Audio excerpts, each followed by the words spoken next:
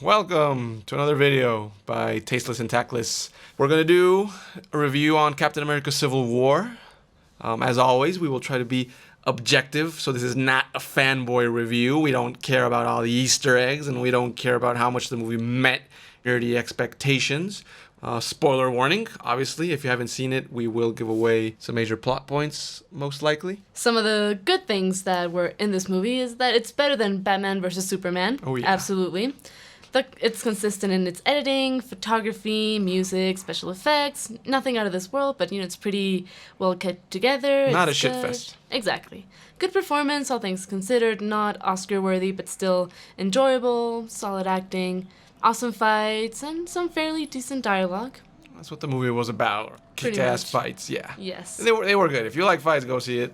Awesome fights. So let's get started. The blech.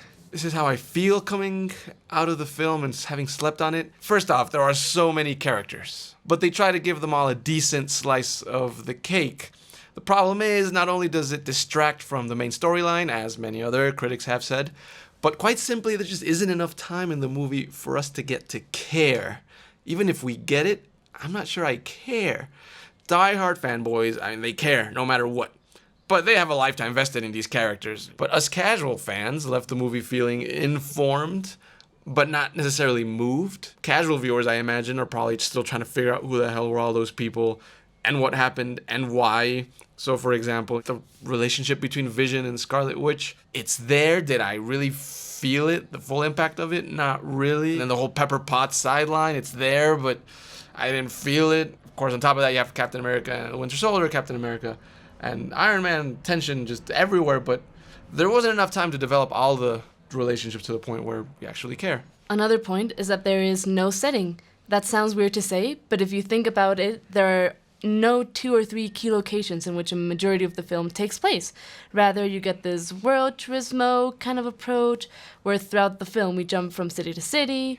Of course, this is partially a marketing ploy to get people from around the world on board, and it's also partially a financial ploy to get governments to invest in the film while simultaneously getting the benefits of boosting Google searches for their city. Unfortunately for us, this takes away some of the impact the movie can have. Settings are often metaphorical, symbolic, or otherwise meaningful in some way. The setting has a connection to the characters, random airport, 3 or 4 European cities, 2 separate and thoroughly unimpressive undercover bases. If you ask me, it would have been a lot more satisfying to see them fight at Avengers headquarters or maybe at the UN, maybe Wakanda, something a bit more meaningful. A final point with this film is that nothing happened. Again, sounds weird to say, but if you think about where we started at the beginning of the film and where we ended up by the end of the film, not that much really changed. Tony Stark had retired from Avengers at the end of Ultron. He's still kind of retired, but active.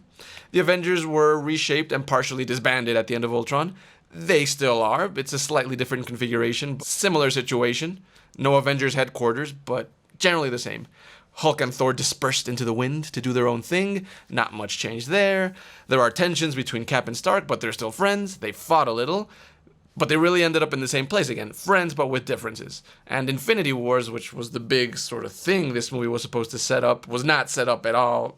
I'm not sure I'm complaining about that, but as I understood it, that was going to be a major role about this film, and it didn't happen. So, yeah, we're kind of in the same place spiritually as we are at the end of Ultron. And what's worse is that things that should have happened weren't really addressed. The response of the world and the governments towards the Avengers is barely even noted. Aside from the underwater facility and the Sokovia Accords, we don't really get a grasp of where the UN stands and what actions they plan to take towards the end of the film. How did the events of the film change the perception of the world and the governments towards the enhanced individuals?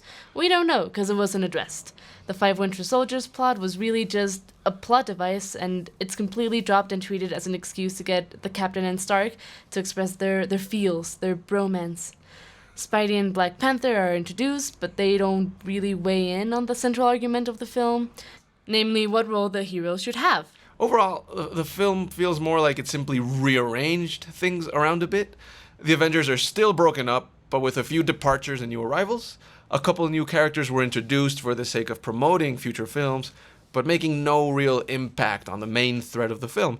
All in all, it feels like the Avengers are still friends. They had a movie to release some pent-up steam, but they're back to generally being friends who will undoubtedly be there for each other in the future. The love letter from Cap to Stark is more than enough proof of this, as is Falcon's concern for Rhodey, as is Scarlet Witch's and Vision's mutual apology. There were some really cool fights, kind of cool bro feels, but remind us, why did we watch this? Not being sarcastic, in the literal sense, why did we watch this?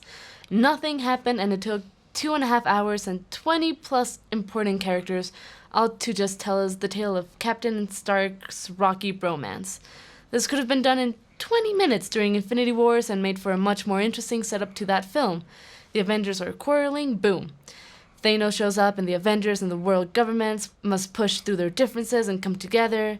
But hey, why not make one more movie? Why not turn The Hobbit into 3 movies?